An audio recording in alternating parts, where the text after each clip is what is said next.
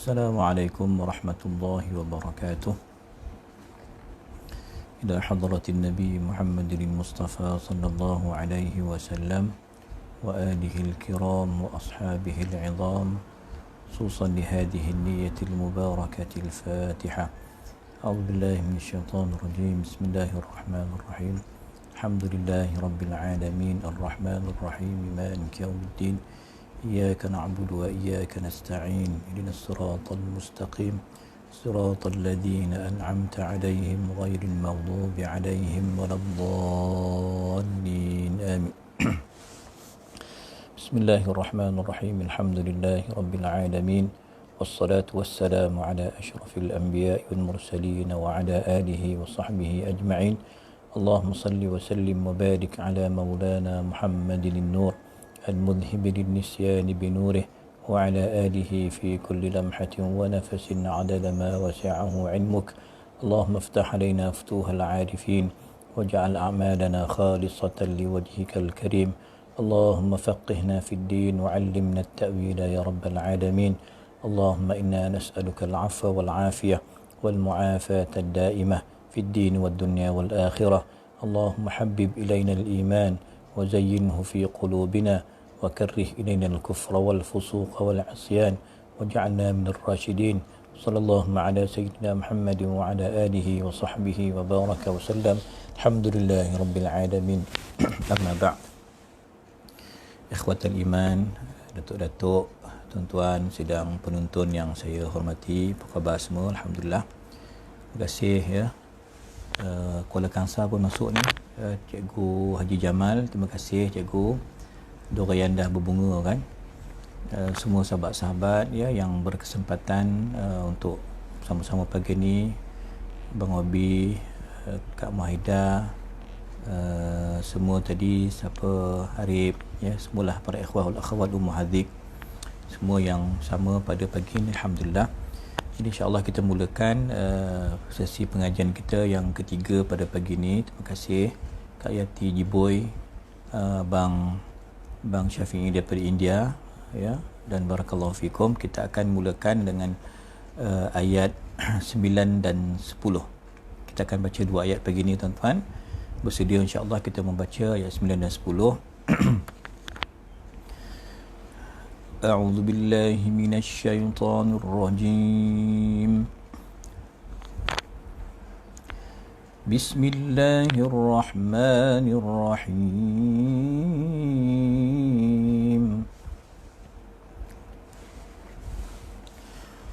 وإن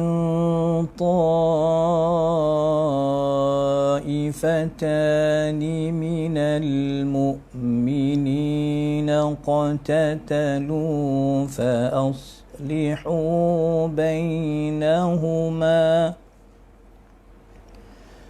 فإن بغت إحداهما على الأخرى فقاتلوا التي تبغي حتى تفيء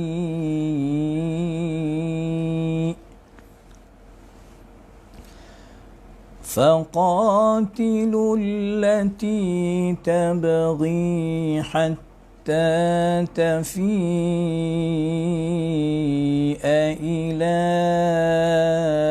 أمر الله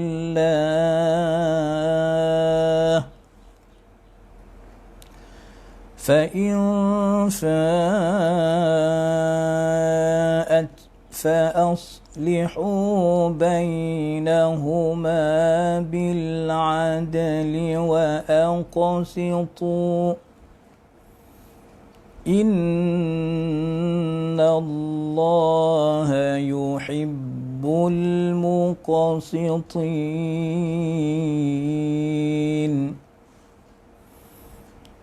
Innamal mu'minuna ikhwatun fa'aslihu baina akhawaykum wattaqullaha la'allakum turhamun.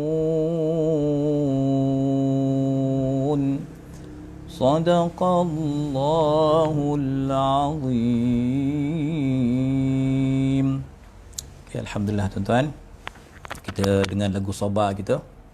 Ya, tapi pitching lain sikit-sikit tu kira halal lah tuan-tuan Taib, dan apabila ada dua golongan orang mukmin berperang, maka damaikanlah antara kedua-duanya. Jika salah satu daripada kedua-duanya menzalimi golongan yang lain, maka perangilah yang berbuat zalim itu sehingga golongan itu kembali kepada perintah Allah. Jika golongan itu telah kembali kepada perintah Allah, maka damaikanlah antara kedua-duanya dengan adil dan berlakulah adil.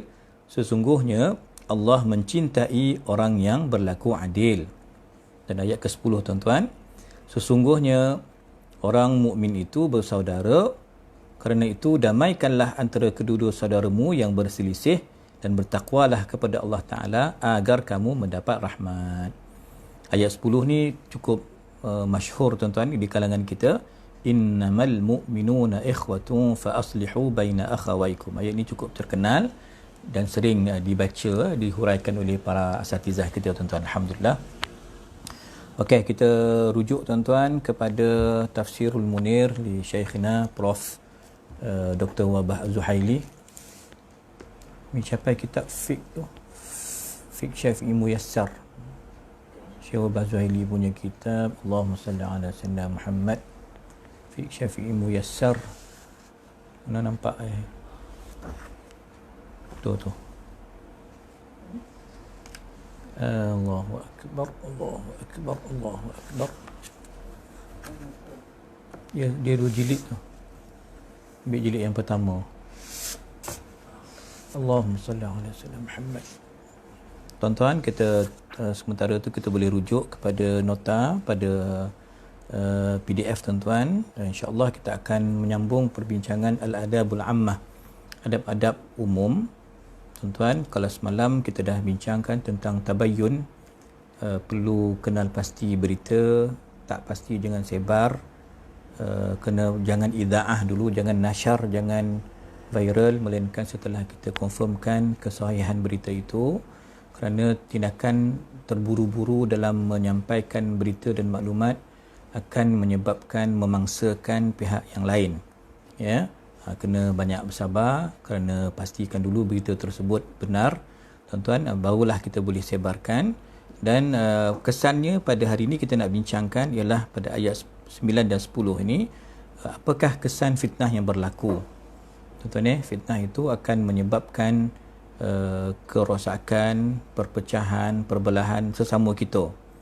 Maka ini kita akan menceritakan tuan-tuan dalam isu perpecahan dalaman yang akan berlaku.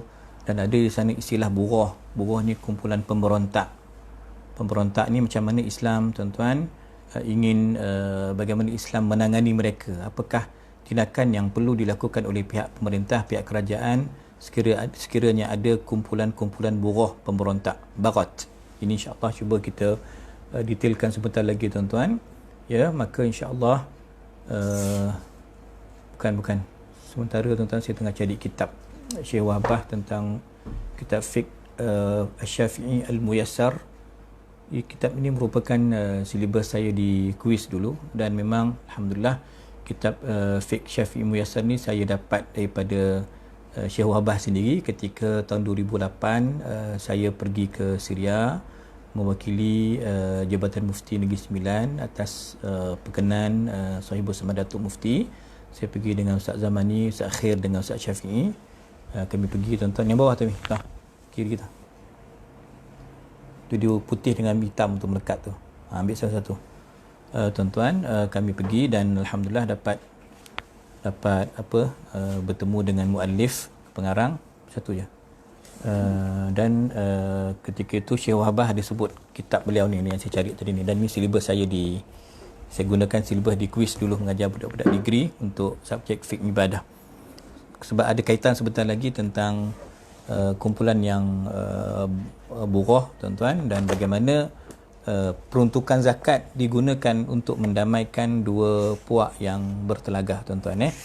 Tayyib, bismillahirrahmanirrahim. Tajuk yang Syekh Wahbah bagi iaitu apakah langkah untuk kita menguraikan, meleraikan perbalahan dalaman. Disebut faddu wasailu faddil munaza'an. Ada niza', ada perkelahian sesama Muslim tuan-tuan. Maka bagaimana Islam mengambil peranan, bagaimana nak menyelesaikan tuan-tuan krisis-krisis dalaman yang berlaku di dunia Arab ke di dunia mana-mana pun tuan-tuan berlaku, dan juga bagaimana kita nak mendepani kumpulan al-bughah, kumpulan-kumpulan yang pelampau ni tuan-tuan. Ini satu perkara yang insya-Allah kita akan cuba perbahaskan pada pagi ni. Baik.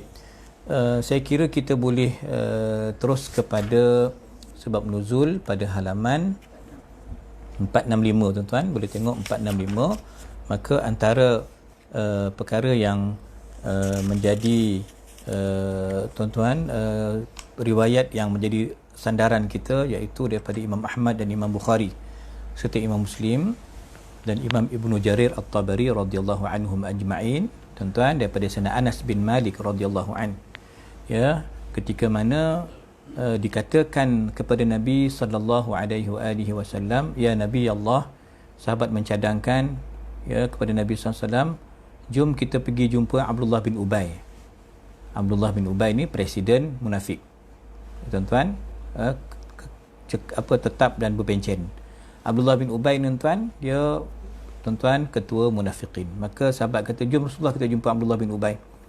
Maka Nabi pun bergerak menaiki himar baginda SAW, kenderaan keldai baginda tuan-tuan. Kemudian sahabat-sahabat juga ada yang mengikuti rombongan tersebut untuk bertemu Abdullah bin Ubay. Dan perjalanan itu tuan dengan tanah yang sabikhah, tanah yang tak ada tumbuhan, yang tak boleh tumbuh pokok pun, dan berdebu lah, tanah padang pasir lah, ya. Maka di situ tuan-tuan, himar keldai yang Nabi naik itu dia terkoncing bala, kan. Himar tuan-tuan dia kan kira tandas ko RNR kan, dia nak koncing, dia koncing lah tuan-tuan, himar tu terkoncing. Maka si Abdullah bin Ubay ni pun tuan-tuan kata, ilaika anni, jauhlah kau punya apa tadi, koncing himar tu, koncing keldai ni hapak busuk, mengganggu aku. Itulah kan perkataan Abdullah bin Ubay tuan-tuan. Maka ketika itu antara sahabat yang bersama Nabi ialah Abdullah bin Rawahah. Tuan-tuan ingat tak tuan-tuan siapa Abdullah bin Rawahah? Syahid di Mu'tah di Jordan tuan-tuan, makamnya pun di Jordan, di Mu'tah, ya, Abdullah bin Rawahah. Dan cuba nanti saya nak dengar jawapan tuan-tuan kalau ada yang ingat apakah identiti yang cukup terkenal bagi Sayyidina Abdullah bin Rawahah ni. Kalau ada jawapan, Kak Ros ke, orang Pucak Alam ke, orang Kajang ke, kalau ada jawapan boleh share dengan saya. Abdullah bin Rawahah ni siapa? Maka tuan-tuan, Abdullah bin Rawahah dengar perkataan Ibnu Ubay bin Salul, tuan-tuan, dia pun tension lah, sebab bercakap tentang Nabi, bercakap tentang unta, tentang keldai, tentang kencing keldai itu. Abdullah pun tuan, wallahi dia kata, Abdullah bin Rawahah berkata, inna baula himarihi atyabu rihan minka. Wahai Abdullah bin Ubay, koncing himar Nabi itu lebih wangi daripada bau engkau sendiri.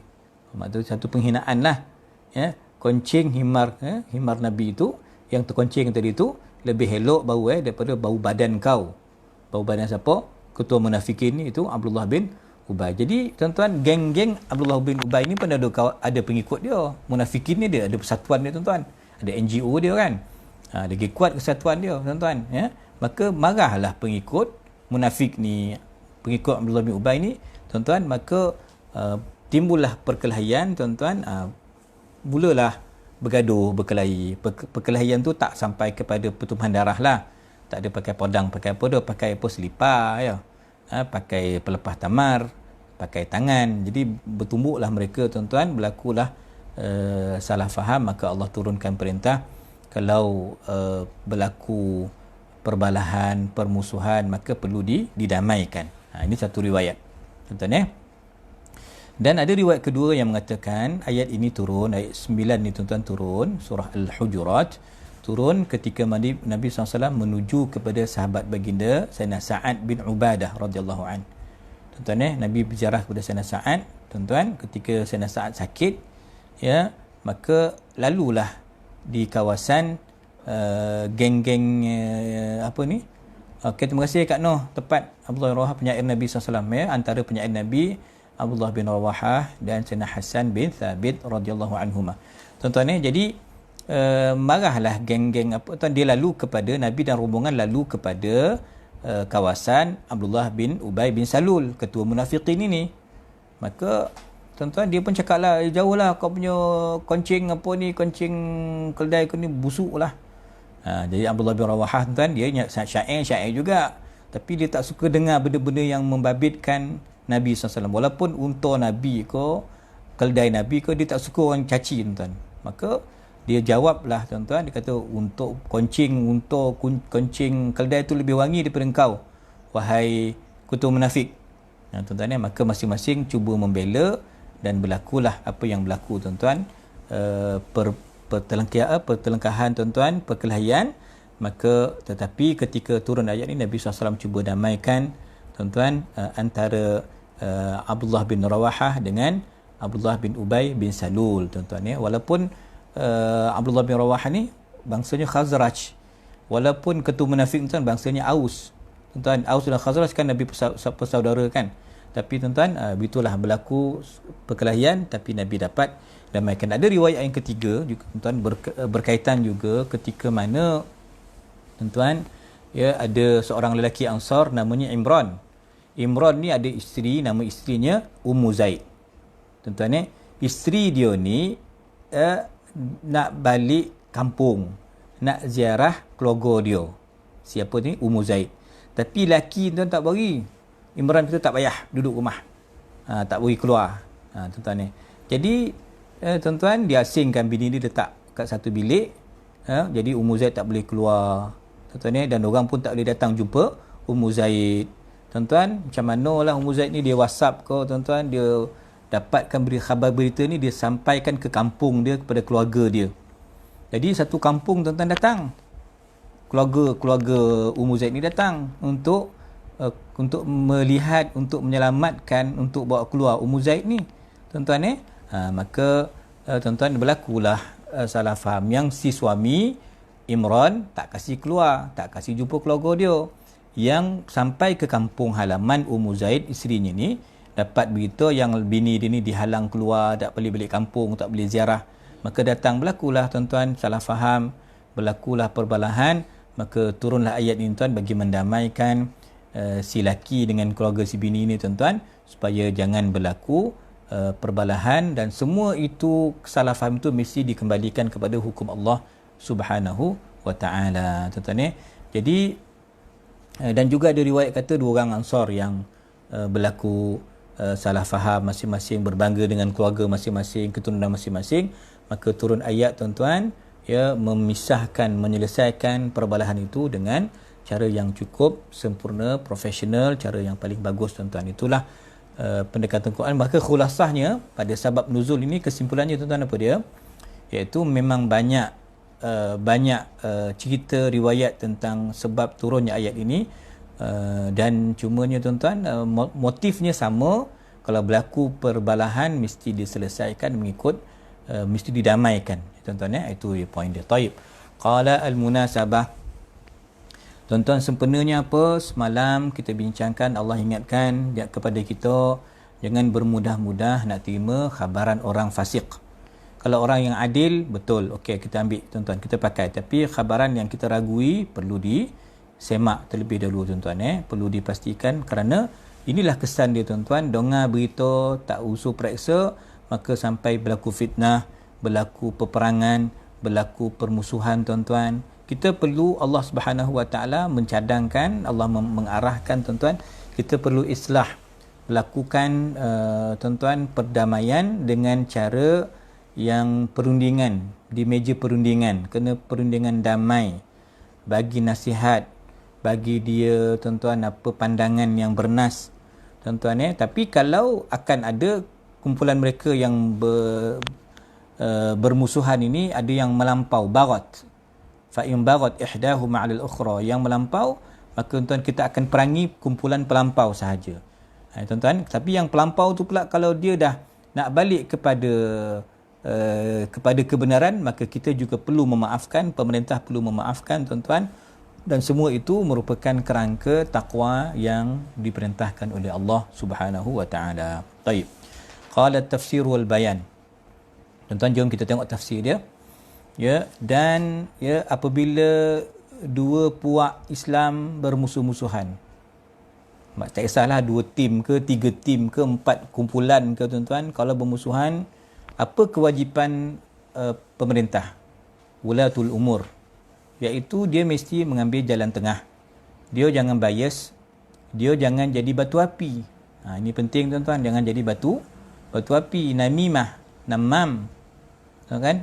Siapa yang namam, domam nanti kan. Jadi tuan-tuan, pemerintah, kerajaan mesti bersifat berkecuali bagaimana dia boleh mendamaikan puak-puak yang bertelagah tersebut. Ini kewajipan kerajaan tuan-tuan, dia mesti tunjuk apa SOP untuk balik kepada kebenaran. Macam mana nak menghuraikan, meleraikan permusuhan. Ini kerja pemerintah, kerja hakim. Tuan-tuan, asbabul khilaf, macam mana nak selesaikan salah faham tu, fitnah itu macam mana dia nak rungkaikan balik kepada jalan asal. Tuan-tuan maka dia kata in ta'ifatan. Allah Subhanahu wa taala gunakan kalimah isyarah in. Tuan-tuan, wa ta'bir in syartiyah. Tuan-tuan supaya apa tuan-tuan? Tak sepatutnya ya berlaku permusuhan. Jadi ini andaian. Maknanya asalnya orang Islam ni tak berkelahi. Apa mazhab dia ke, apa parti dia ke tuan-tuan, dia tak berkelahi. Dia mesti, kita ni semua ahli kiblah, faham tuan-tuan? Kaedah kita orang Islam tuan, ahli sunnah wal jamaah, la nukaffiru ahadan min ahli qiblah. Kita tak akan kafikan saudara-saudara kita yang menghadap kiblat yang sama. Saya tawasul, tuan-tuan tak nak tawasul, tuan-tuan jangan kafikan saya. Saya pula tak menyalahkan tuan-tuan yang tak tawasul. Kan? Tuan-tuan, kawan kita nak baca talqin, kita tak nak baca. Kita yang tak nak baca pun jangan membida'ahkan kawan yang talqin. Nampak tuan-tuan? Kita tak mengkafirkan mana-mana saudara kita yang sebab kita menghadap kiblat yang sama. Kita mana tu tak boleh menyalahkan saudara kita yang Ahnaf, mazhab Hanafi yang tak berkunut. Kita tak menyalahkan mazhab Maliki yang tidak meletakkan tangannya ketika qiyam dalam solat. Itu benda khilaf tuan-tuan, kita tak ada hal, tak ada masalah. Masing-masing dengan cara masing-masing, mazhab masing-masing, semua mazhab yang muktabar itu benar berlaku. Maka sebab itu kita tak berkelahi. Sebab tu Allah sebut wa in, kalau berlaku peperangan. Maknanya asalnya tak ada peperangan. Cuma andaian. Kalau berlaku apa nak buat? Kalau berlaku tuan-tuan, pemimpin, pemerintah yang profesional, yang bijak, mesti selesaikan secara bagus. Dan perintah ini wajib kepada pemerintah. Kena islah, fa'aslihu, fi'il amar, fa'aslihu bainahuma, mesti damaikan. Tuan-tuan, bukan jadi batu api. Ya? Tuan-tuan, berdasarkan ayat ini, Imam Bukhari dan selainnya, tuan-tuan mengambil dalil bahawa maksiat yang dilakukan oleh si hamba tu walaupun besar tuan-tuan, ia tidak mengeluarkan si fulan tersebut daripada iman. Maksudnya apa tuan? Dia ni tak puas hati dengan kerajaan. Dia memberontak. Memberontak ni yang ganas ni angkat senjata lah. Dia tetap, kata Imam Bukhari, dan ini merupakan pegangan ahli sunnah wal jamaah, dia tetap kita panggil mukmin muslim. Kita tak kata dia kafir walaupun dia memberontak. Ini berdasarkan istimbat kesimpulan ayat ini tuan-tuan. Kenapa tuan-tuan Allah namakan mukminin? Nampak tak? Allah tak kata kafirin. Wa in ta'ifatani minal mu'minina qatatalu mu'minin. Allah masih namakan mereka mukminin walaupun sesama kita ni berperang, salah faham, kita ni masih ahli kiblah.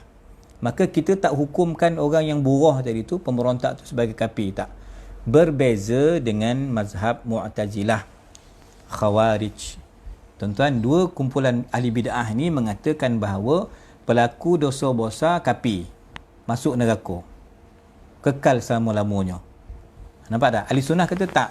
Orang buruh ni tuan-tuan, dia Muslim yang fasik, Muslim yang berdosa. Dia bukan kafir. Beza tuan-tuan kafir, maksiat, fasik, benda yang berbeza tuan-tuan Kafir mengekalkan seorang tu na'udzubillah dalam neraka.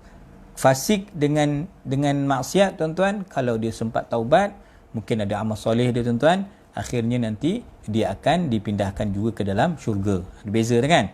Ini tuan, sebab itu pendapat Mu'tazilah dan Khawarij di sini pendapat yang ekstrim, yang keras tuan-tuan mengkafirkan orang yang melakukan dosa besar. Orang kalau dia sekali berzina, ini masuk neraka.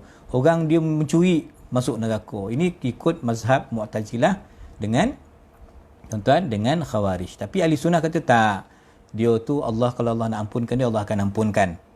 Tuan-tuan bergantung dengan masyiatullah, kehendak Allah. Tapi yang Allah takkan ampun ialah hanya dosa syirik. Tuan-tuan jelas. Taib.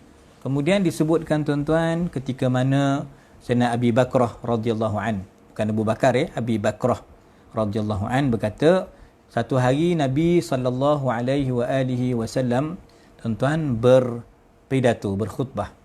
Tuan-tuan dan bersama baginda ketika itu di atas mimbar ialah Sayyidina Hasan bin Ali radhiyallahu anhuma. Tuan-tuan maka Nabi pandang Sayyidina Hasan, cucu baginda SAW. Tuan-tuan kemudian kadang-kadang Nabi memandang Sayyidina Hasan, dan pada keadaan yang lain Nabi memandang kepada semua sahabat jemaah yang berada di hadapan Nabi SAW ketika Nabi sampaikan khutbah tersebut. Tuan-tuan, apa yang berlaku? Nabi sebut atas mimbar, inna ibni hadha sayyidun. Inna ibni hadha sayyid wa la'alla Allah ta'ala an yusliha bihi baina fi'ataini 'azimataini minal muslimin. Tuan-tuan, Nabi sebut apa? Sesungguhnya anak aku ni, cucu kan, cucu, anak tu maknanya cucu, cicit tu panggil anak lah kan, anak keturunan dia. Sesungguhnya anak aku ni, Sayyidina Hasan, merupakan penghulu. Nampak tuan? Atuk khabar, anak itu penghulu, sayyid, pemimpin tuan-tuan. Kemudian Nabi kata apa? Anak aku ni nanti, cucu aku ni, Sayyidina Hasan ni, akan mendamaikan, mendamaikan dua puak yang bertelagah. Tuan-tuan dua puak yang bertelagah ni bukan kocik-kocik punya kumpulan tuan, bukan ini 4 orang, ini gaduh pasal bola 8 orang, ini gaduh pasal, tak ada, bukan isu-isu tuan-tuan. Dia memang dua kelompok besar, azimatain, dan bukan kelompok kafir. Ini sebab kita cerita sekarang tuan-tuan, dalaman minal mu'minin, kumpulan orang Islam. Maka tuan-tuan, Nabi sebutkan begitu, maka benarlah apa yang Nabi sebutkan tuan-tuan. Apa yang Nabi sebut tu pasti berlaku tuan-tuan, sebab dia bersumberkan wahyu. Kerana Sayyidina Hasan lah tuan-tuan yang mendamaikan kumpulan ahli Syam dengan ahli Iraq tuan-tuan selepas peperangan yang berlaku begitu panjang dan lama. Okey. Kita tahu tuan, senario politik tuan-tuan bukan berlaku zaman kita sahaja. Bukan cerita zaman Saddam Hussein, bukan cerita pasal Husni Mubarak tuan-tuan, bukan cerita pasal UK ke mana tuan-tuan. Dia berlaku sejak zaman sahabat tu, bibit-bibit perpecahan tu dah ada. Berlaku kepada kumpulan Sayyidina Muawiyah, berlaku kepada Sayyidah Aisyah, berlaku kepada Sayyidina Ali tuan, berlaku benda ni tuan-tuan. Tetapi kewajipan pemerintah, dia mesti bersifat adil untuk mengislah, memperbaiki perpecahan yang berlaku itu. Nampak tuan-tuan Dan kita tahu ada hadis yang Nabi kata Khilafah Ar-Rashidah, pimpinan Khulafah Ar-Rashidun 30 tahun, dilengkapkan oleh 4 sahabat besar. Kita faham Sayyidina Abu Bakar, Sayyidina Umar, Sayyidina Uthman, Sayyidina Ali radhiyallahu anhum. Tak cukup 6 bulan, maka 6 bulan itu dilengkapkan oleh Sayyidina Hasan. Maka Sayyidina Hasan tuan berjaya mendamaikan puak-puak yang bertelagah tuan-tuan, geng Syam dengan geng Iraq, geng Syria dengan geng Iraq tuan, 2 negara besar ketika itu tuan-tuan.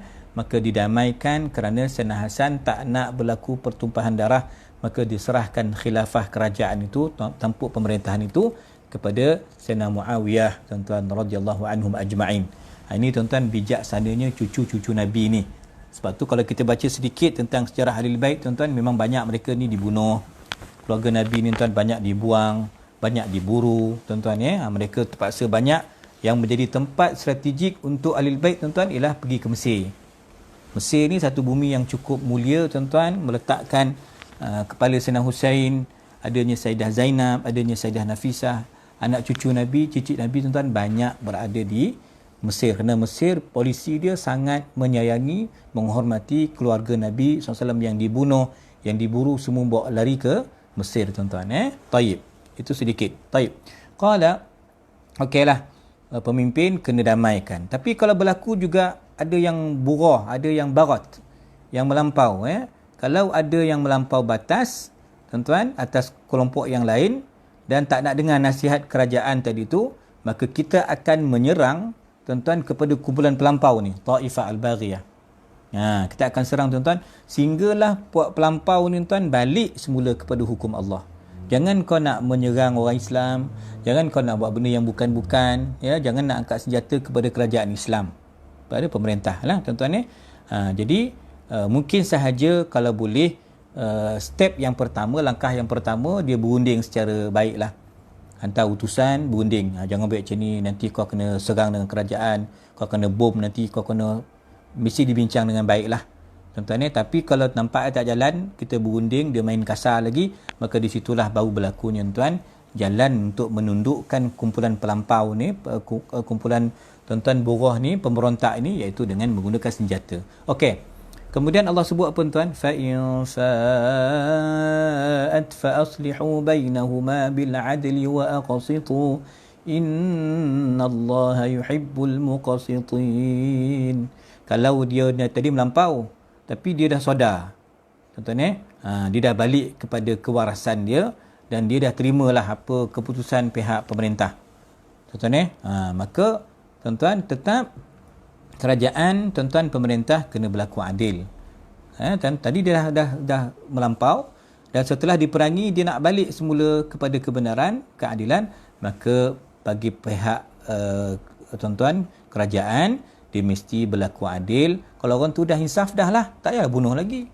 Tak payahlah kau bunuh, kau bakar rumah dia pula, ambil anak cucu dia pun kita boikot, tak boleh lah dah. Dekat abah dia lah tadi, abah dia pun dah insaf, maka perlu kita pula mengambil jalan damai. Dah selesai, dah dia insaf, dia nak berbaik, tuan-tuan, dia kembali ke pangkal jalan, maka pihak kerajaan perlu bersikap profesional lah. Maka kata Syekhuna Wahbah, dia kata, wa'dilu ayyuhal wusata fil hukmi bainahuma. Berlaku adil lah, wahai orang tengah. Orang tengah ni, kita kata kerajaan. Hari ni orang tengah mana, tuan-tuan? Saya tak nampak orang tengah hari ni. Kalau tuan-tuan nak kata OIC, tak ada lah kan. Dia mandang lah. Kalau tuan-tuan kata PBB, lagi hancur, lagi jahanam PBB tu kan. Tuan-tuan, siapa orang tengah yang sepatutnya mengawal, tuan-tuan, kedamaian, tuan-tuan, supaya tidak berlaku peperangan. Tempat kita yang ada dalam dunia kita hari ini, dengan negara kafir itu, memang mereka, itulah tugas dia untuk menjatuhkan kita. Tapi yang malangnya, sesama Islam tu pun dia tak boleh kembali kepada panduan Quran. Dia tidak mahu kembali kepada panduan Quran. Maka orang tengah, tuan-tuan, kalau nak harapkan, saya kata tadi PBB ke OIC ke, tuan, mana-mana badan pun, tuan, nampak gayanya mereka bukan orang tengah, tetapi mereka cuma berhasrat untuk membunuh umat Islam, untuk menjatuhkan kita, tuan-tuan. Tetapi kalau pemimpin Islam, kerajaan Islam, tuan-tuan, dia mesti berlaku adil, tuan-tuan. Kalau yang tadi tu kumpulan pemberontak tadi dah insaf, maka dia tak boleh lagi buat tindakan-tindakan yang melampau. Dia mesti berlaku adil, kerana ada hadis yang disebutkan, tuan-tuan, Allah Subhanahu wa taala, innal muqsitina fid dunya ala manabira min lu'lu'. Orang yang adil ni, tuan-tuan, esok, tuan-tuan, dekat dunia lagi, innal muqsitin, orang yang berlaku adil di dunia ini, tuan-tuan, esok di hari kiamat akan berada pada mimbar-mimbar daripada permata, bersama dengan Allah Subhanahu wa taala, duduk dengan Allah Taala. Kan dalam syurga kita dapat melihat Allah Taala, tuan-tuan. Kenapa di dunia dia berlaku adil? Walaupun dia ada kuasa, tuan-tuan, dia ada tahta, dia ada pengaruh, dia presiden, dia khalifah, dia Perdana Menteri, dia ketua tentera, tuan-tuan, dia menteri pertahanan, pejawatan-jawatan besar, tapi dia berlaku adil pada musuhnya tadi yang telah benar-benar insaf dan kembali ke pangkal jalan. Dia akan dapat apa, tuan? Berada di atas mimbar yang dipenuhi dengan cahaya, dengan permata, tuan-tuan, bersama dengan Allah Subhanahu wa taala dalam syurga. Membayangkan orang adil ni masuk syurga, tuan-tuan. Dalam hadis yang lain pun begitu juga, duduk di kanan arash, tuan-tuan. Kerana dulu kat dunia, tuan-tuan, dia adil, tuan-tuan. Sebab keadilan ni, tuan-tuan, benda yang sebenarnya susah. tuan-tuan ni sukar sebab kita akan ada bias, kita akan ada sentimen-sentimen tertentu tuan-tuan. Untuk berlaku adil ni bukan benda yang mudah. Tuan-tuan ni, mereka yang betul-betul mantap iman dan takwanya, itulah yang boleh melakukan keadilan. Maka berbahagialah bagi orang yang ada kuasa dan menggunakan kuasanya dengan penuh hemah, dengan penuh bijaksana, dengan penuh keadilan, tuan-tuan. Baik, kemudian ayat yang ke-10 tuan-tuan. Allah suruh apa? Ya, setelah Allah katakan pemimpin orang tengah kena berlaku adil, kena damaikan ya perbalahan yang berlaku, ya, walaupun cerita kocik-kocik tuan-tuan, kadang-kadang anak-anak salah faham, mak bapak pula bergaduh. Tuan-tuan ni parking kereta pun salah pun jadi salah faham tuan-tuan. Jadi kena diselesaikan dengan baiklah. Tuan-tuan ni, maka Allah sebut innamal mu'minuna ikhwah. Bahawasanya kita ni semua bersaudara. Ini panduan Allah Subhanahu Wa Taala, pimpinan Allah Taala kepada kita tuan-tuan. Kita ni semua bersaudara. Tuan-tuan, kita ni apa tuan? Kita ahli qiblah. Saya suka gunakan istilah ahli qiblah. Kita menghadap kiblat yang sama tuan-tuan. Kita ni disatukan dengan kalimah thayyibah, kalimah taqwa, la ilaha illallah tuan-tuan. Maka kalau ada salah faham sikit-sikit tu biasa tuan-tuan, perlu didamaikan. Tuan-tuan kemudian Allah kata perdamaian itu mesti disusuli ataupun dipegang dengan dasar takwa.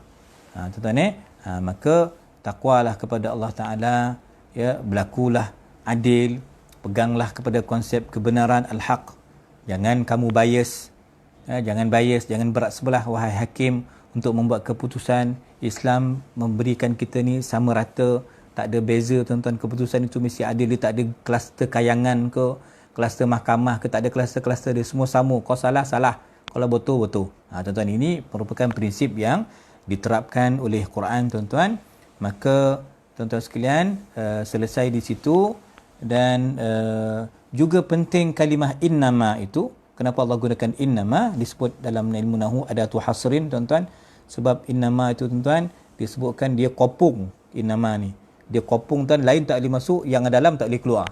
Istilah innama tuan adatu hasrin, bahawa kita ni memang sebenar-benarnya tuan-tuan bersaudara.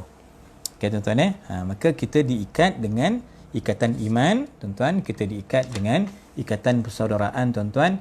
Tetapi kalau membabitkan tuan-tuan perbalahan dengan non-muslim, kafir, tuan-tuan, kalau kafir ni pula dia kategorikan ada 3 tuan-tuan ada yang disebut zimmi, ada yang disebut musta'man, ada yang disebut sebagai harbi.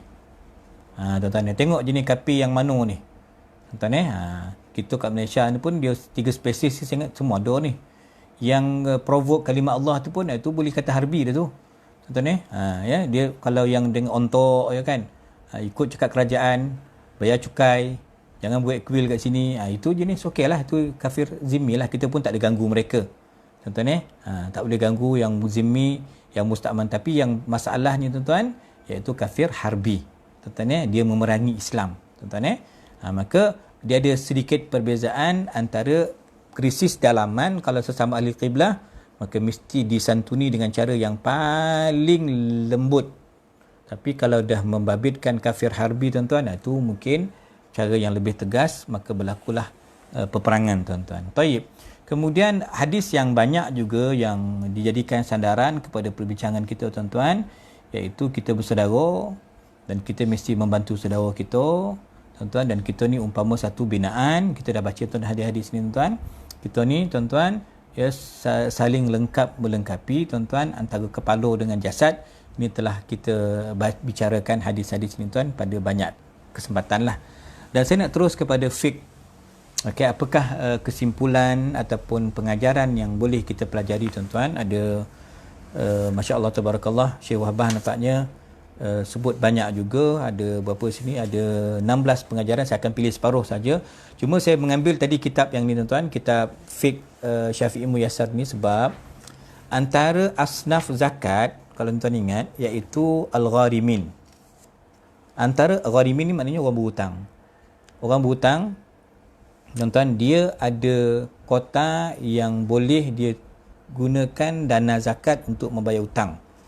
Hutang tu pastilah hutang yang membabitkan perkara-perkara asasi lah. Tuan-tuan ni bukan kapet, bukan boli handphone, tu tak ada tu. Ya, bukan nak tambah data astro ko, tak ada. Hutang yang memang asas lah. Rumah dia, elektrik dia ko, air dia ko, makan ko, itu yang kita asas betul lah. Dan termasuk tuan-tuan kata Syekh Wahbah dalam kitab Fiqh Syafi'i beliau ni, dia kata apa? Orang yang mendamaikan dua puak yang bersaudara, yang berperang-perang. Salah dah fitnah dah berlaku, tuan-tuan dah salah faham berlaku, maka datanglah si fulan ni, tuan-tuan, YB ni datang, dia damaikan dua grup yang berperang ni. Sama Islam lah. Dua kumpulan yang berkelahi ni, tuan. Maka YB ni, tuan-tuan, dia peruntukan tak ada. Kerajaan tak ada peruntukan untuk dibayar, untuk mendamaikan tadi tu. Tuan-tuan, mungkin ada kos. Apa maksudnya? Nak damaikan tim A dengan tim B ni berkelahi, tuan-tuan. Mungkin perlukan kos, perlukan ada buat makan-makan kau, perlukan tuan-tuan, majlis, perlukan panggil pakar motivasi ke nak mendamaikan ni. Maka ada kos, tuan-tuan. TYB ni tak ada peruntukan, dia pun tak ada duit. Maka oleh kerana dia mendamaikan dua puak ni, dia pakai duit dia dulu, dia belanja RM5,000 dulu contoh. Tuan-tuan, maka berhak si YB ni, pendamai ni, tuan, dia berhak claim dengan Baitul Mal untuk dapatkan kembali hutang dia tadi, duit RM5,000 tadi, tuan, kerana dia berhutang. Tujuan berhutang tadi apa? Untuk mendamaikan dua puak yang bertelagah, dua kumpulan Islam yang berkelahi, tuan. Bayangkan kat situ, maknanya Islam juga memberikan peruntukan zakat kepada orang berhutang. Berhutang untuk apa tadi? Mendamaikan dua puak Islam yang bertelagah. Itu membayangkan bahawa ini serius, benda penting. Hatta dana zakat juga boleh digunakan untuk mendamaikan orang yang bertelagah tadi, dengan syarat yang orang tengah tadi tu, YB dia tadi, ketua kampung tu memang tak berduit. Tapi kalau YB tu kaya-kaya, tak payahlah, digunalah duit dia sendiri, tuan-tuan. Taib, poin yang pertama, wajib pemimpin, tuan-tuan, untuk mendamaikan puak-puak Islam yang berkelahi, yang bergaduh, yang berperang. Balik ajak mereka, kempen mereka kembali kepada kitabullah dengan sunnah Nabi SAW. Tuan-tuan, cara yang paling bernas. Kemudian tuan-tuan, poin yang kedua, okey, kalau tuan-tuan, geng kita dah nak satukan dua kumpulan ni, ada pula satu lagi dogi bukan main lagi, tak nak dengar cakap, dia melampau bara, tuan-tuan, maka kita perlu berunding, perlu kita dah islah, kita nak damaikan ni, dia tak nak dengar, tuan-tuan, maka kita cuba pendekatan apa? Berunding dulu, kan, bawa ke meja rundingan, bincang elok-elok, tuan-tuan, dan bagilah ancaman. Kalau kau dogi juga, kau akan nanti diserang, akan diperangi oleh pihak kerajaan, tuan-tuan. Maka di situ, kalau tuan-tuan, kalau mereka enggan, maka di situlah kerajaan boleh menyerang kumpulan yang bara, yang buruh tadi, yang melampau. Apa yang dikatakan, yang saya sebut, tuan, buruh ni apa benda barat yang Allah sebut dalam ayat ni, fa in barat, apa dia barat ni apa, tuan? Iaitu, kata ulama, satu kumpulan yang tidak tunduk kepada kerajaan, kepada pemerintah, tuan-tuan, dengan alasan yang, tuan-tuan, yang sebenarnya tak relevan, tak rasional. Tuan-tuan, maka dia kata dia betul, tapi sebenarnya kerajaan kata tak, kita buat lockdown ni ada sebab. Tak, saya tak perhati, saya tak nak lockdown, saya nak tembak, saya nak serang Wisma Putra aku, saya nak serang Putrajaya aku, saya dah siap senjata dah ni, saya dah ada keris Taming Sari, contoh kan. Itu alasan pemberontak, tuan-tuan, dia ada alasan dia. Tapi tuan-tuan, pada penilaian pihak kerajaan, tuan-tuan, pemerintah, dia ada alasan pula, tuan-tuan. Itu kita kena faham, itu buruh, kumpulan pelampau. Ini tak sama dengan geng murtad. Geng murtad ni, tuan-tuan, dia alasan tak boleh pakai dah. Setelah diselidiki, tuan, murtad ni memang tak boleh pakai. Memang dia bukan buruh. Murtad ni lagi parah lagi, tuan, dia dah keluar daripada agama Allah. Tuan-tuan, contohnya, tuan-tuan, geng Khawarij. Khawarij ni, tuan, kalau kita nak kata, kalau hari ni ialah kelompok Wahabi ekstremis, itu Khawarij. Wahabi ni ada spesifik juga, ada Wahabi yang baik. Maksud baik tu, dia tak ngacau gitu. Dia jaga janggut dia jaga sugi dia asyik sebut hadis dia lah, kullu bid'atin dhalalah. Dia jaga dia punya jubah dia supaya jangan labuh. Jenis Wahabi ni, tuan, tak ada masalah. Sebab apa? Dia jaga sunnah Nabi SAW dan dia tak mengacau kita. Dia buat hal dia je. Tak apalah. Sebab dia pun ahli kiblah, kita pun ahli kiblah, settle. Tapi masalah yang Wahabi ekstrim ni, tuan, ni kafir. Kita bom masjid ni, masjid-masjid yang buat maulid kita bom sebab maulid bukan sunnah Nabi, bid'ah. Orang buat bid'ah ni halal darah, bom. Ini banyak berlaku tuan kepada kumpulan-kumpulan ekstremis. Buruh ini ialah kumpulan ekstrim. Pelampau tuan-tuan, puak-puak pelampau ekstremis. Saya kata tuan, bukan semua Wahabi macam tu, adalah sebahagiannya begitu. Ya, yang dia faham dalil ialah mengkafirkan umat Islam yang bertawasul. Dalil ialah mengkafirkan umat Islam yang tak ikut sunnah. Padahal tuan-tuan, benda tu bukan isu yang ijma', bukan isu sepakat. Tuan-tuan, ulama ada khilaf. Maka kita dalam isu khilaf ni kita mesti berlapang dada lah. Ya, nak buat silakan, tak nak buat kita jangan paksa dia. Itu khilaf tuan-tuan kan. Okey, kumpulan Khawarij. Tuan-tuan kan, kumpulan ahli bid'ah yang mengkafirkan mereka yang melakukan maksiat. Mencaci imam-imam, mencaci sahabat. Tuan-tuan, ini dikata tuan-tuan, mereka ini tak digolongkan sebagai dikata buruh. Tuan-tuan dia sebab tuan-tuan yang geng Khawarij ni tuan, dia lain ahli bid'ah, sama macam semalam kita bincang Imamiyah, sama Qadariyah Jabariyah ni kumpulan-kumpulan kelompok-kelompok ahli bid'ah tuan-tuan. Kemudian kalau kata buruh tuan-tuan, pelampau ni, kena tengok pula pelampau ni macam mana.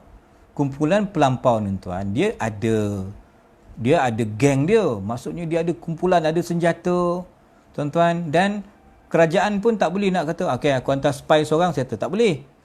Kerajaan juga kena sediakan tentera untuk mendepani, menghadapi kelompok-kelompok buruh ni.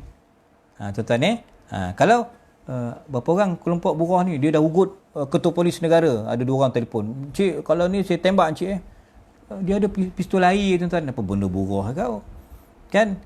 Berapa orang kalau 2,000 ke 200 ke comel lah kan, berapa orang seorang dia itu pun OKU contoh, dia tak boleh buat apa-apa, itu bukan buruh tuan-tuan, itu buat kelakar nama kan tuan-tuan. Jadi buruh ni dia ada syarat dia tuan-tuan, dan membabitkan tadi tuan-tuan, kerajaan perlu bersedia nak menghadapi kumpulan-kumpulan pelampau ni, puak-puak pemberontak ni tuan-tuan. Okey, saya kadang tu baca malam tadi, saya tengok, saya masih tak dapat lagi jawapan tuan-tuan tentang kalau suasana kita di Malaysia lah, di Memali, Kedah tahun 85 ke 84 ke, saya sekolah rendah lagi tu tuan-tuan. Itu kita tak tahu, saya peribadi saya tak dapat jawapan. Yang maklumatnya macam ni, maklumat geng sini macam ni, kita tak tahu mana yang benar dia cerita tu tuan-tuan. Siapa nama yang meninggal tu, Ustaz apa, Ustaz Ibrahim Libya saya ingat tuan-tuan. Apakah beliau tu kita kata buruh? Kalau yang kata sokong dia kata dia syahid, sama tuan, geng kita akan kata geng kita syahid, tapi geng melawan akan kata buruh, pelampau, melawan kerajaan. Macam mana dengan Ma'unah contohnya kan. Jadi kerajaan dia adalah risikan dia, polis, tentera kita adalah dia punya kaedah dia tuan. Tapi macam mana pula kita kata pemerintah ketika itu, apakah dia ikut maklumat yang tepat ataupun kerana sentimen benci, kerana sentimen politik contohnya. Ini semua tuan-tuan menjadi perbahasan yang saya sendiri tak dapat nak jawapan lah. Saya masih mencari tuan-tuan mana yang benar, apakah buruh ataupun tidak, wallahu alam bisawab tuan-tuan. Taib, majoriti ulama mengatakan bahawa orang buruh ni tuan, dia belum lagi dikategorikan sebagai fasik dan kafir. Sebab isunya tadi kalimah mukminin. Allah sebut wa in ta'ifatani minal mu'minina qatatalu.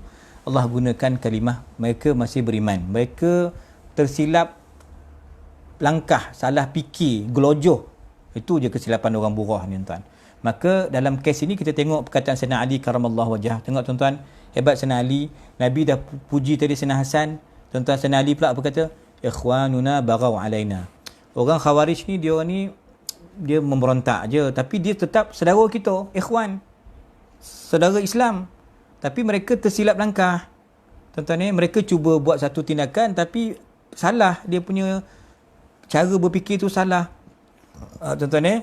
Sama juga tuan-tuan, Sayyidina Muawiyah tuan-tuan, yang dan pengikutnya tuan-tuan.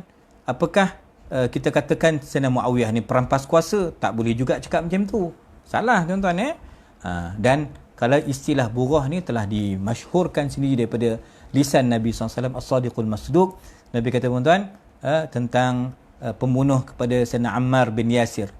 Sayyidina Ammar bin Yasir tuan akan dibunuh oleh Al-Fi'atul Baghiyah, kelompok pelampau tuan-tuan. Nabi dah kata dah, taqtulu Ammaran Al-Fi'atul Baghiyah. Itu poin nombor 6. Boleh tengok tuan poin nombor 6. Kata Imam Ibn Al-Arabi Al-Maliki, cerita ni tuan, iaitu kumpulan buruh ni tuan-tuan, ya, ayat ni sebagai dalil bahawa kita juga boleh memerangi orang Islam yang degil. Terima kasih Kak Limah 470. Tuan, kita memerangi juga kumpulan Islam yang degil. Walaupun di Islam ahli kiblat, kita tak kata dia kafir, kita tak hukumkan dia kafir, tapi tuan-tuan, dia ni silap dalam tindakan dia. Maka tuan-tuan, ya, disebutkan bahawa Nabi telah menyebutkan dulu Ammar radhiyallahu an akan dibunuh oleh al-fi'atul baqiyah, kumpulan pelampau. Betul? Sayyidina Ammar tuan-tuan syahid kerana dibunuh. Tuan-tuan, sama juga tuan-tuan lompat ke atas sikit poin yang kelima, pengajaran yang kelima tuan, ya, dalil bahawa pemimpin pemerintah kerajaan Islam boleh memerangi orang yang dogi ni. Dogi maknanya yang menumpahkan darah, yang buat gerakan bersenjata, tuan-tuan ni, menggugat keselamatan dan keamanan. Maka pemerintah dia ada kuasa tuan-tuan berdasarkan ayat ini. Dalilnya tuan-tuan. Jadi orang kata kerajaan tak boleh guna pistol, tak boleh guna senjata, tak boleh, biar je orang tu memerontak. Kerana apa? Dia kata ini geng-geng yang tak terima dalil ni tuan. Dia kata sebab Nabi kata hadisnya sibabul muslim fusuq wa qitaluhu kufur. Kita jangan caci orang Islam yang lain. Mencaci orang Islam lain tu fasik. Kita membunuh orang Islam tu kufur. Tuan-tuan, hadis ini mencaci fasik, membunuh kufur tu kalau tak ada sebab, tak ada alasan. Tiba-tiba orang lalu tepi jalan, kita tembak. Tiba-tiba kita tak berkenan orang tu, tak ikut cakap kita, tak ikut mazhab kita, tak sama parti kita, kita bunuh dia, kita potong peruntukan dia. Itu zalim lah. Tak ada sebab. Yang ini tuan-tuan, berlaku pembunuhan ini kerana bersebab tuan-tuan keselamatan, keamanan negara, kestabilan negara tu perlu dijaga. Maka itu merupakan kewajipan pihak pemerintah tuan-tuan. Saya ingat kita boleh faham lah, ya, poin-poin itu tuan-tuan. Okey, selesai. Allahumma salli ala sayyidina Muhammad. Saya nak terus tuan-tuan kepada poin yang ke-8. Yang ke-8 tuan-tuan, iaitu memerangi kumpulan pelampau ni. Dia ambil fardu kifayah lah. Memanglah ini kerja polis, kerja tentera lah yang akan buat risikan, yang akan tuan-tuan, ya, kita orang awam ni diam nonton-nonton lah. Walaupun begitu tuan-tuan, dia fardu kifayah. Sebab itulah Sayyidina Sa'ad bin Abi Waqqas, tuan-tuan, Sayyidina Abdullah bin Amru, Sayyidina Muhammad bin Salamah radhiyallahu anhum ajma'in tuan-tuan, maka mereka ni tak join dalam isu mengangkat senjata memerangi kumpulan buruh. Dia berkecuali. Sayyidina Ali pula kata seketika lah. Sayyidina Ali pun kata okey. Sebagai pemerintah ketika itu, sebagai khalifah tuan, Sayyidina Ali menerima sikap sahabat ni yang tidak turut serta dalam memerangi kumpulan buruh, tuan-tuan, dan mereka ada alasan. Sayyidina Ali kata okey, alasan kau diterima kerana kamu tidak mahu bersama aku untuk memerangi kumpulan buruh ni tuan-tuan. Ya, tapi pihak kerajaan wajib mendepani, sebab buruh ni tuan, kalau tak dikawal, dia pula akan kuasai kita. Lagi rosak lah tuan, umat Islam tuan-tuan. Tayyib, Allahumma salli ala Muhammad. Ada soalan ni? Panjang Imam. Tuan Haji Muhammad Qalyubi. Ini geng anti-Islam ni, saya tak nak komen Tuan Haji. Ya, saya tak nak komen. Wallahu a'lam bisawab. Tapi siapa yang jadi ketua parti itu, kerajaan itu, mesti pantau lah mana-mana tuan-tuan. Jangan mereka ni pula tuan-tuan naik kepala pula tuan-tuan. Mana-mana parti lah tuan-tuan, apa-apa pun jenama dia, mesti ikut ulil amri kerajaan kita, ikut raja kita, ikut kepada pemerintahan kita tuan-tuan, agar tidak melakukan benda-benda provokasi yang melampau dan sebagainya. Ini memang kewajipan, ya. Bahkan kita doakan mana-mana pemerintah parti Melayu Islam, mereka lah yang berkewajipan mengawal mana-mana geng-geng parti pakatan mereka tu, mesti dikawal, jangan melakukan perkara yang melampau, yang melanggar etika adab tuan-tuan daripada sudut kenegaraan kita lah. Okey. Tayyib tuan-tuan, qala Allahumma salli ala sayyidina Muhammad. Saya kira tuan-tuan, poin yang terakhir yang saya nak sampaikan, yang nombor 14. Yang ke-14 tuan-tuan, iaitu jangan buku surat 473 tuan, 473. Kita ada 5 minit lagi insya-Allah, ya. Tak boleh kita nisbahkan sahabat tuan-tuan, menuduh sahabat dengan perkara yang bukan-bukan. Kan tuan-tuan, kalaupun mereka tersilap tuan-tuan, mereka merupakan sahabat Nabi, mereka ada kehormatan, kemuliaan, syarafu as-suhbah, hormatus suhbah tuan-tuan. Dan kita pun dah baca dulu kan, walladzina ma'ahu. Allah sebut pujian kepada Nabi dan para sahabat yang bersama Nabi. Maka kita kena faham tuan-tuan, Allah dah radhiyallahu anhum wa radu'an. Kita kena jaga nama-nama sahabat tadilah. Jangan kita caci mereka tuan-tuan. Dan semalam kita katakan pandangan yang masyhur, semua sahabat adil. Walaupun ada sahabat yang dilabelkan sebagai fasik semalam. Siapa tuan yang digelar fasik semalam? Pada sebab nuzul kita semalam, iaitu tuan-tuan, Sayyidina ja'akum fasiqun binaba'in. Tuan siapa yang digelarkan fasik? Tu sahabat Nabi yang bernama, Allahumma salli ala sayyidina Muhammad. Apa nama tuan-tuan semalam?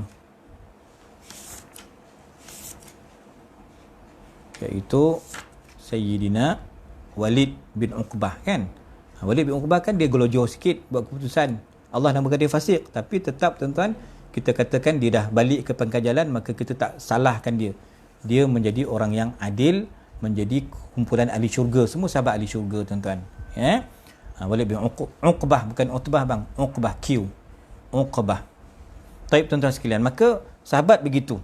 Dan apa prinsip kita tuan-tuan dalam isu, kadang-kadang tengok over jugalah.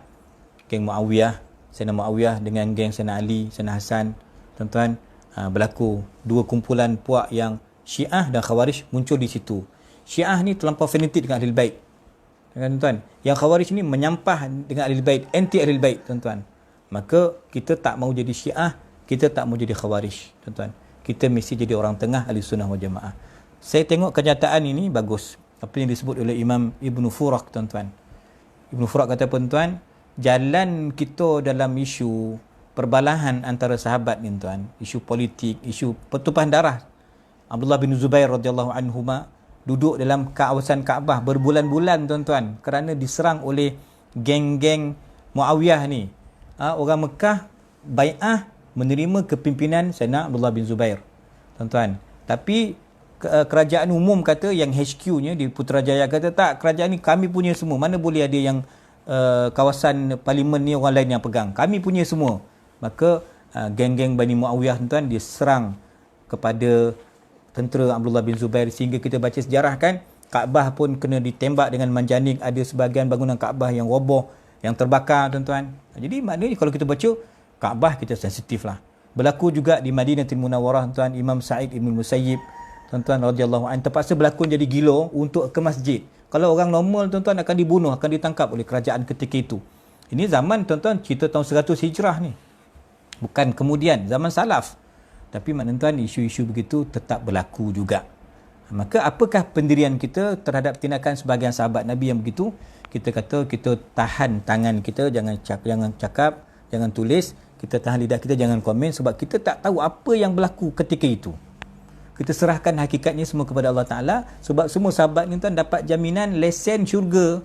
Mereka ni dapat peranan dan kemuliaan kerana bersahabat dengan Nabi SAW, tuan. Sebab itu, jom, tuan-tuan, ya, kita berdamai, kita jaga ukhuwah kita, jaga persaudaraan kita, tuan, sebab kita semuanya innamal mu'minuna ikhwatun, tuan-tuan. Kita ni, hubungan kita ni kuatnya bukan sebab darah daging, bukan sebab jeraman orang Kelantan, akak ni orang apa, orang mana, jimat orang PD, orang mana, orang Johor. Bukan isu itu, tuan-tuan, tetapi kita diikat dengan ikatan persaudaraan, tuan-tuan, iaitu tentang ikatan agama itu yang besar, tuan. Itulah nasab keturunan yang paling penting. Maka kita kena hidup bersaudara, wa kunu ibadallahi ikhwana, ya, tuan-tuan. Wallahu waliyut taufiq. Dan insya-Allah esok kita akan sambung pada adab cerita pasal gola orang, mengumpet dan sebagainya. Ada soalan hukum mendoakan Datuk Undang. Hukumnya, tuan-tuan, asal hukum harus mendoakan pemerintah, tuan-tuan. Hukumnya harus, tuan-tuan. Bahkan yang jadi masalahnya, kata Imam Nawawi, kalau isu-isu mengampu, itu yang tak boleh. Adapun doa kita yang kita susun oleh Syekh Ahmad, tuan-tuan, dulu, doakan kepada Datuk Undang kita, doakan kepada tuanku kita, tuan-tuan, dan Tuan Agong, Tuan Besar, itu semua perkara yang harus, tuan-tuan, dengan syarat bukan melampau, ya. Itu perkara yang bagus untuk kita kekalkan, dan jadi sunat untuk kita mengikut apa arahan daripada pihak pemerintah, daripada Jabatan Agama, daripada Jabatan Mufti yang telah mencadangkan doa tersebut. Wallahu a'lam bissawab. Terima kasih semua. Haji Hamdan insya-Allah tahur sihat insya-Allah, syafakumullah. Tuan, terima kasih semua. Jumpa esok. Assalamualaikum warahmatullahi wabarakatuh.